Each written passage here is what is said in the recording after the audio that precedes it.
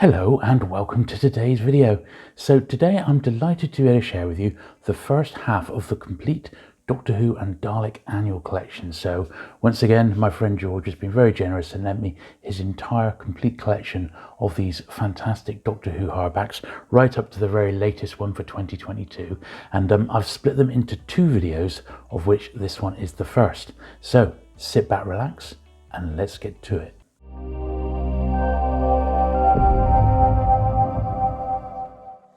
Okay then, so this first annual was the Dalek Book, and this was published around the same time as this one, which was the Dalek Pocketbook and Space Traveller's Guide, and they were both published by Panther Books, which was an imprint of Souvenir Press. And we've already looked at the very earliest Doctor Who books before, so I won't dwell on that, but these both came out prior to the actual Doctor Who, the first official Doctor Who annual. And as you can see, it's put together by David Whittaker and Terry Nation, and very much came out at the start of Dalek Mania in the 1960s, and 1964 in fact. A fantastic, right on the back of the Daleks. They made such a big impact in their first story. So I think this is probably the most common of the Dalek annuals to come across, and as you can see, it's got some fantastic artwork. Although it's common, there are bits and pieces to look out for on this. So first of all, because of its black cover, you will find that copies generally turn up quite damaged, because as soon as the black is marked on the cover, it does leave a bit of a mark. Also, and George pointed this one out to me, copies on page 41 are often missing this page, because this is something that you could you're supposed to sort of cut these out, and it would make like a Dalek decoder. And because this was sort of an activity, this would often be removed from copies. So make sure, if you buy it, just, if you're buying one online, just say to the seller, could you just ensure that page 41 is intact? Also quite nice that this does have, and this is the only Dalek book to have any stills from the TV show in, and this is obviously from the original Daleks serial. And Carol Ann Ford there.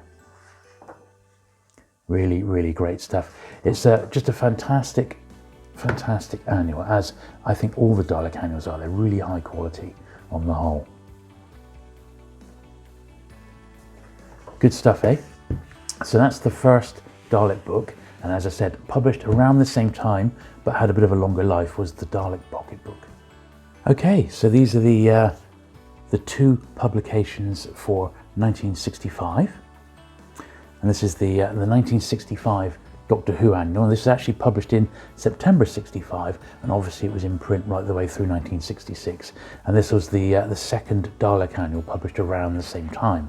So if we look at the first proper Doctor Who annual, this one had a massive print run, and it's still super easy to find today. This is one of the few ones that I've still actually kept. Almost all the illustrations, including the cover, were done by Walt Howarth. And let's have a little flick through this one. Yeah, it's very, very easy to find. It's one of the ones which does feature a few of the original creatures from the TV show, the Zarbi and what have you.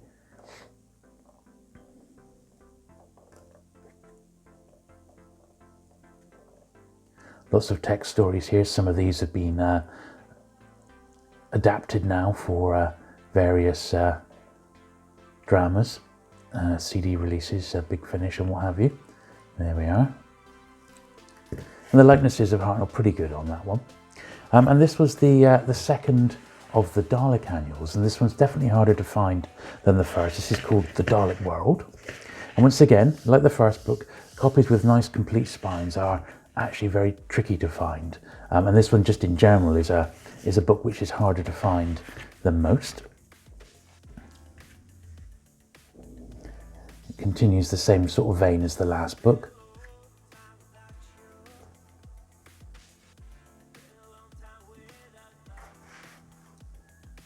So being very careful with these, because they are quite expensive little collectibles these days. But I think these 60s Dalek books are just superb. Obviously this is from the Doctor Who and the Daleks film this time, as opposed to the TV series. Some stills from there with Peter Cushing.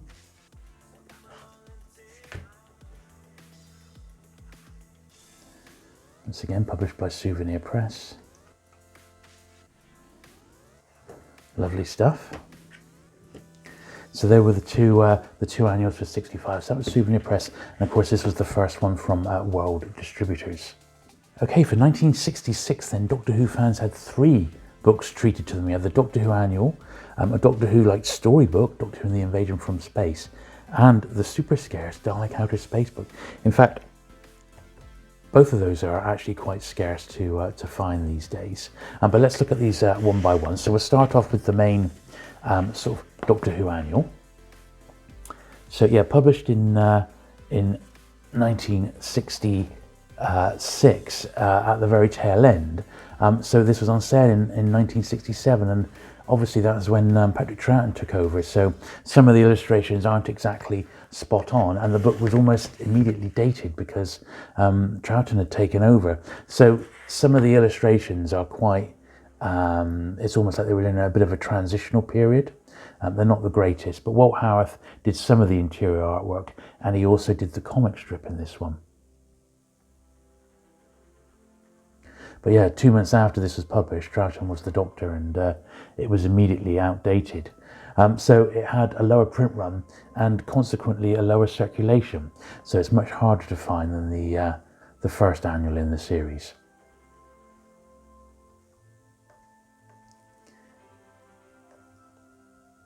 It's the Walt Howarth comic strip.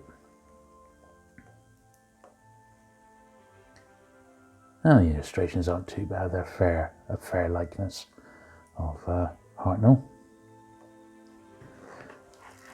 There we are, so that's annual number 2 for the Doctor Who one. But there was also this, well, it's sort of called a novella, but really what it is just a very early storybook. And it's called Doctor Who and the Invasion from Space. And in it, the Doctor is sort of solo. He's not got any sort of companions. It's published by World Distributors like the other annuals, and is extremely difficult to find in high grade.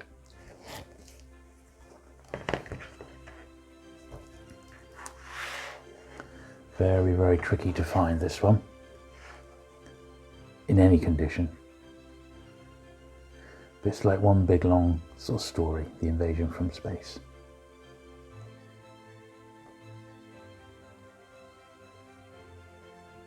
Definitely one to keep your eyes peeled for this, a real Doctor Who rarity that. And the last one we got is the Dalek Outer Space book, which is fantastic. Really, really love this one. Also supremely scarce, this. This one does actually feature Sarah Kingdom and the Space Security Service, which was of course featured from the Daleks Master Plan.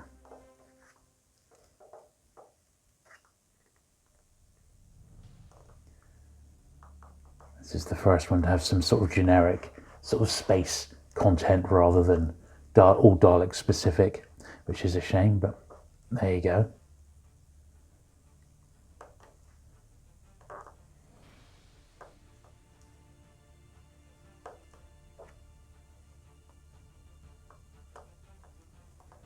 Yeah, so quite a scarce one this. Here we are. Who is Sarah Kingdom?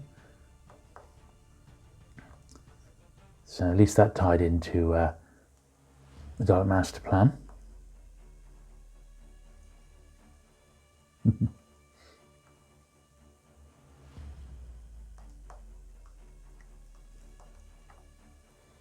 Lovely. It says by Terry Nation and Brad Ashton. Once again, it was Souvenir Press and Panther Books.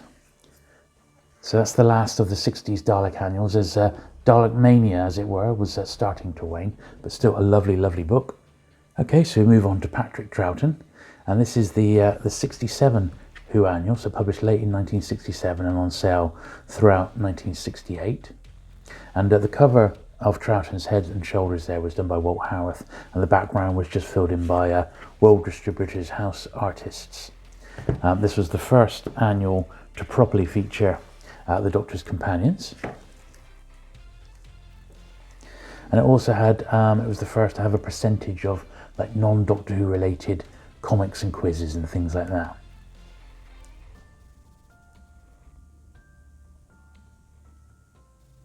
You got Ben and Polly here.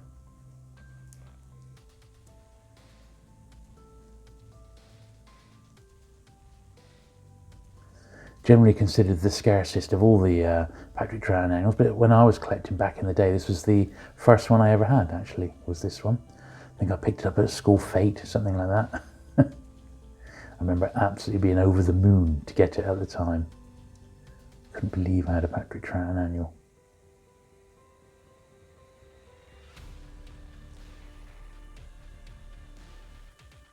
So yeah, pretty straightforward stuff, but even so, it's still very, very nice. Nicely put together, almost 100 pages, you got value for money. But as I said, there seems to be quite a bit of padding in here with sort of space-related stuff. And World Distributors did this at the time with all their annuals, including the Star Trek ones. There we are. So that was the only one for 67. Now the second Troughton annuals, well, perhaps one of the best looking of them all, because it's got, you know, the Cybermen on the front there, and on the back here we got the Yeti as well, the Cyber Leader. It's a really sort of cool cover with Jamie on the front as well. It's great stuff, isn't it? Obviously it's a Walt Howarth one, and you can sort of recognise the style. It's just a shame that didn't carry on with the Cybermen and that appearing inside. But at least you do have, once again, contemporary companions with Jamie and Victoria included in the stories.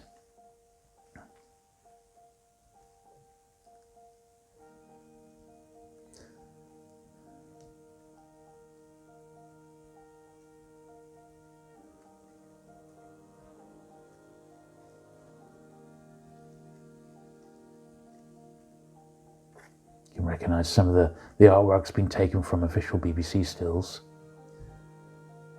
I guess it's, you know, just whatever the artist had to work with.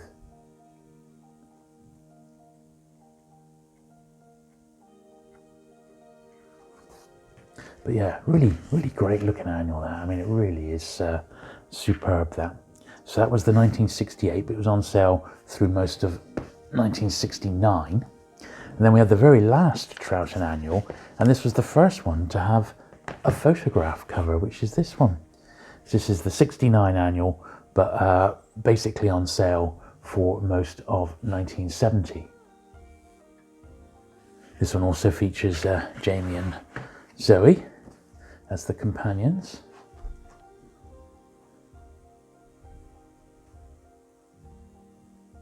Once again, it's just over 90 pages.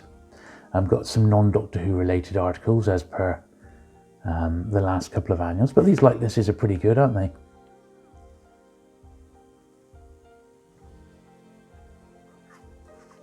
I think this probably is the most common of the Troughton, the three Troughtons.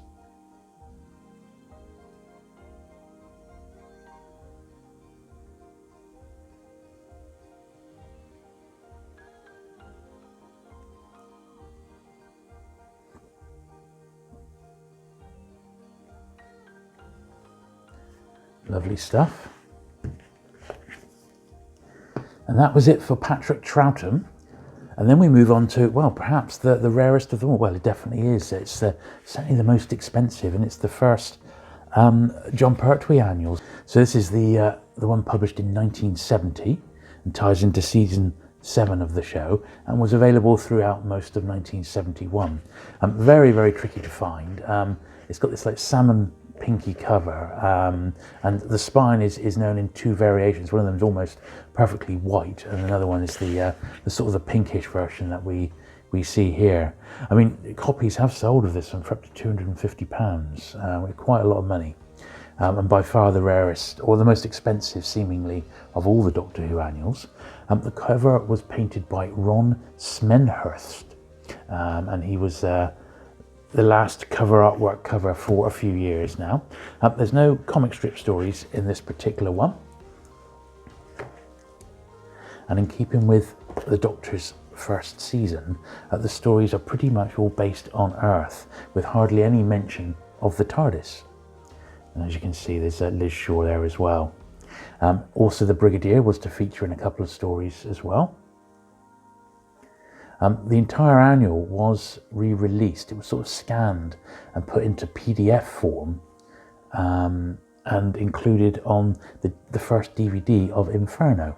And I'm sure, like all of the extras on the DVDs, they will move over to the Blu-ray sets once they get released for each season. So you can just view this on that, and it's certainly cheaper to buy a second-hand copy of Inferno on DVD to look for this book.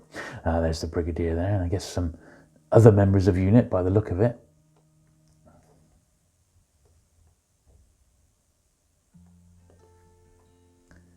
But yeah, supremely difficult annual to find in nice condition, and one which often defeats the completists. There we are, very nice indeed. A true Doctor Who rarity. That's a nice little picture, isn't it?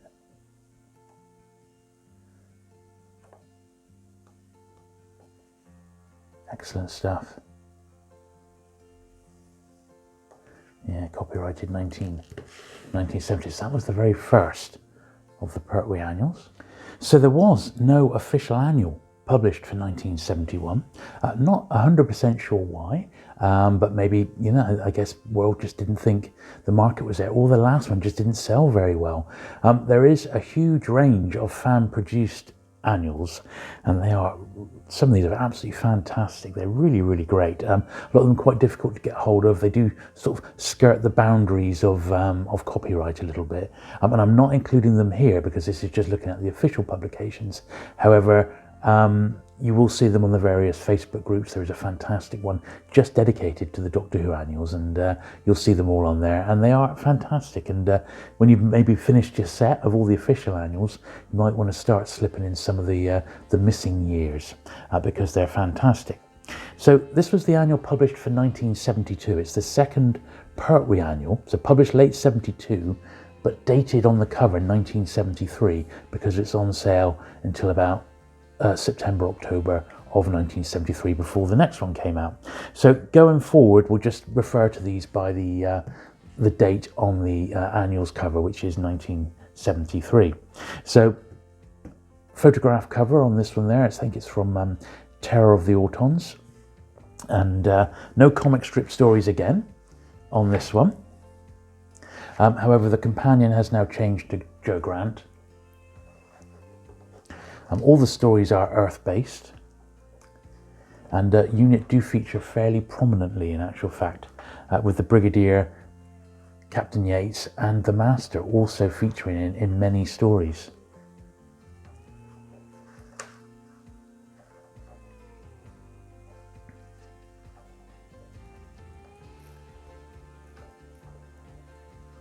There's the Master there, it's the Delgado.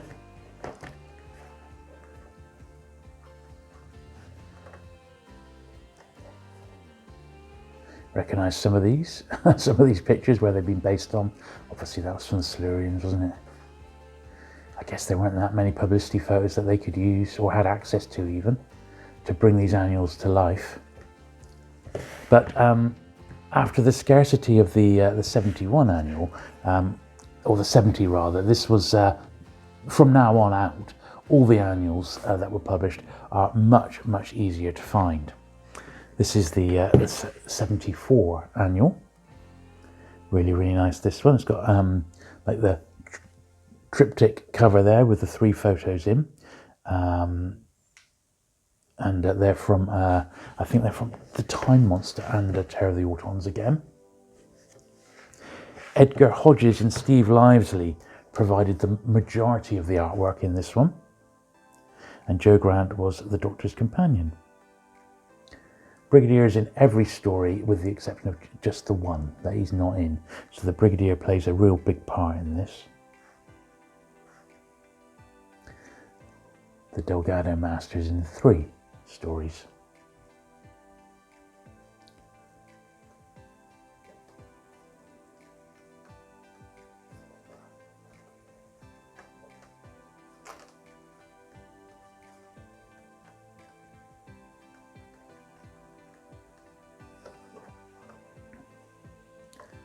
Good stuff.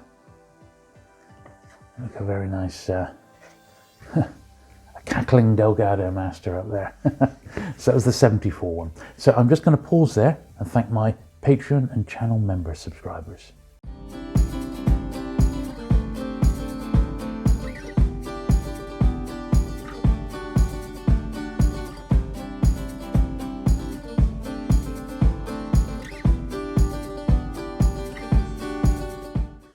This is the 75 and final Jon Pertwee annual, and that cover there, that photograph cover, comes from I believe it's Planet of the Daleks, with that insert there coming from the Sea Devils. Now, although uncredited, apparently there was a 17-year-old chap called Keith Miller who wrote one story called The House That Jack Built, and Miller was the organiser of the official Doctor Who fan club. That was the one that was sanctioned by the BBC, and his story, The House That Jack Built, was one of two ideas that he had submitted to World Distributors, and Miller's story was in fact the first time that the sonic screwdriver was mentioned in the Doctor Who annuals. Now, the Brigadier is only in one story, and Sarah Jane Smith replaces Jo Grant as the Doctor's companion in the text stories.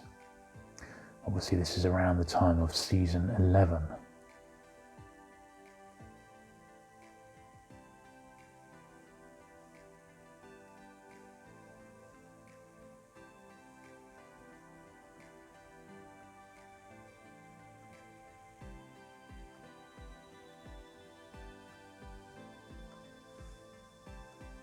Good stuff. And there we are, that's the one written by Keith Miller, the young Doctor Who fan from the fan club. So, new Doctor, the annual for 1976, the one to tie in to season 12, and what a year that was for Doctor Who. And Tom Baker and season 12 in total really brought the series a new lease of life, really. Certainly, I was around at that time, I was like 7, and everyone I know was absolutely obsessed with Doctor Who, and you go to a birthday party on a Saturday, everything would stop to go and watch Doctor Who. It was that much of a must-watch programme, and fans were really spoilt. So you had the 76 annual, you had this Typhoon promotion, which was the Amazing World of Doctor Who published this year, and they brought back the Dalek annual, probably based on the popularity of Genesis of the Daleks. So we'll start with the 76 annual first of all. So this was the first one to feature Tom Baker. Much thinner than the previous annuals now. So they've got a bit more, what should we say, economic with the profitability of these. I guess they were costing a bit to make, but it was like all the annuals of the time. You didn't get quite as much money, quite as much of a page count for your money. Most of the artwork was done by Paul Crompton, and a few of them done also by Paul Green. The companions featured were Sarah and Harry, although Harry is virtually unrecognisable and even sports a moustache in some of the stories. The Brigadier and Benton each make a little cameo appearance, apparently. And there was also, as we have a look at in a minute, a Dutch language version of this one. It's the only sort of foreign language annual that was released. This was also reprinted in PDF form on the Genesis of the Daleks DVD, and I'm certain it's in the season 12 Blu-ray set. So as you can see, that's straight from a publicity shot. Obviously there wasn't that many stills, I guess, that the artists once again could get their hands on prior to putting the annual together. So that's the regular 76, and this was the very scarce Dutch edition. I don't know what this one goes for. Mulder. Yeah, not sure of the value of one of these, but it's got to be a few pounds, I would think. It's exactly the same book, just in Dutch language, but still interesting all the same to see it. And this sort of scarce variation. So that's nice. Then we brought back the Dalek annual, so Terry Nation's Dalek annual, 1976. As I said, almost certainly on the back of the popularity of Genesis of the Daleks, which had just sort of played, and that was really something when Genesis first went out. I can't tell you, as a kid on the school ground, how influential that story really was. And it's pretty cool stuff. I loved these 70s Dalek annuals beyond belief. Particularly the 77 one was my absolute all-time favourite, even more so than the Doctor Who ones of the time. Just love them, read them to death, these. Just bring back one of the characters, Mark 7, who appeared in the Dalek Hour Spacebook that we saw earlier.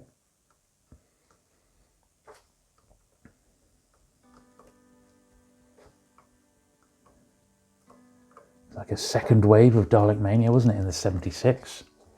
And then this last one here is The Amazing World of Doctor Who. This is a real outstanding one, and it was produced as like a promotional tool for Typhoo tea, and they accompany it with you could send off for this book. You could also send off for an accompanying poster through the Typhoo tea bag boxes, and also there was a set of 12 like little tea cards. Very, very easy to find the cards today, but the poster is quite scarce. That fantastic Christos Achillos cover, really fantastic. Sadly, recently departed, of course, but you can sort of see the style of Achillos there, just superb. The book did eventually become available through just one retailer, which was W.H. Smith's. And this is all just sort of reprint stuff. And done more as literally as a promotional one-off, but pretty cool stuff. And as I say, it's all just reprints, but cool to see all the same. And definitely part of the Doctor Who collection. You actually have to have this one. As I said, published by World, and fantastic stuff. So that's The Amazing World of Doctor Who. So for 1977, once again, we were spoiled because we had a Dalek annual and we had a Doctor Who annual. Now, as you can see, this Dalek annual is exactly the same size as the other annuals in the series, but the 77 Doctor Who annual is noticeably about 1 centimetre higher or taller and about 1.5 centimetres wider. And for some reason, some of the annuals that World Distributors published around this time were like that. So I pulled down the Star Trek annual from my collection, and you'll notice that the dimensions are exactly the same as the 77 Doctor Who. I know the Space 1999 one is in this format as well, much bigger. So it's one of those weird things. I don't really know why. Maybe they wanted them to stand out a bit more on the shelf, make more of an impact. Who can tell? Crazy. But we'll look at the 77 annual first of all.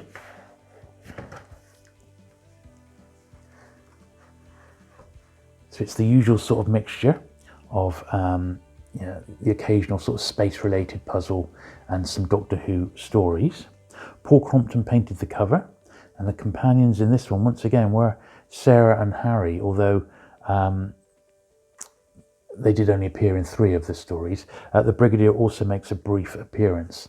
This particular annual was reprinted in PDF form on the DVD of At the Hand of Fear. And pretty nice artwork on this one as well. But yeah, like all these annuals, they got their percentage of sort of space-related space facts and basically padding to make it not all Doctor Who related. But a nice little annual all the same, the 77 one. And I suppose this one's probably, out of all the entire run of annuals, this is probably the one that I loved the most as a kid, was the 77 one. It featured Edgar Hodges artwork, but most of the comic strips themselves were taken from TV Century 21, the original 60s comic. And it was the Dalek strip that used to be on the back cover. And it was from issues 25 to 32 and 40 to 46 and 52 to 58. That's where they were reprinted from. Not all of them, sadly, in colour.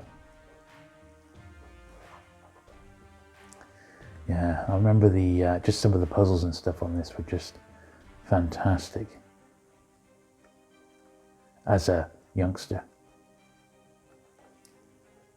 This is the first time, of course, I'd read these TV21 strips, and I just thought they were superb.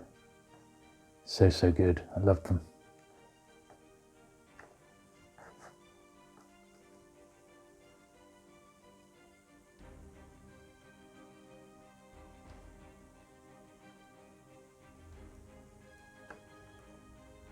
Yeah. Good stuff. Quite nostalgic, that one for me. It's funny, you remember all the little illustrations. They also come flooding back. So that was 1977. This is the Dalek annual for 78 and the Doctor Who annual for 78. So once again, we had two annuals. Mum would get you one and Gran would get you the other one. That's how I used to get these. And we'll look at the Doctor Who annual first. So Sarah was once again the Doctor's companion on this one. There is a story in it called The Sleeping Beast, and it does refer to one of the Doctor's earlier incarnations, in fact the second Doctor's incarnation. Also quite famous that almost half the annual in total was taken up with puzzles and games and crosswords, not Doctor Who related, which is once again a bit of a rip-off really. And it doesn't look like half the book is taken up with that, but I suppose if you were to count them all, I guess it is, yeah. Mythical monsters, yeah. A little bit of a cheap shot, that one, the 78 one, and then we got the 78 Dalek annual, which is much better. So this has got more TV21 reprints, sourced from issues of TV21, issues 59 to 69 inclusive. And these are just so much better, weren't they? That artwork is just great. Lovely stuff.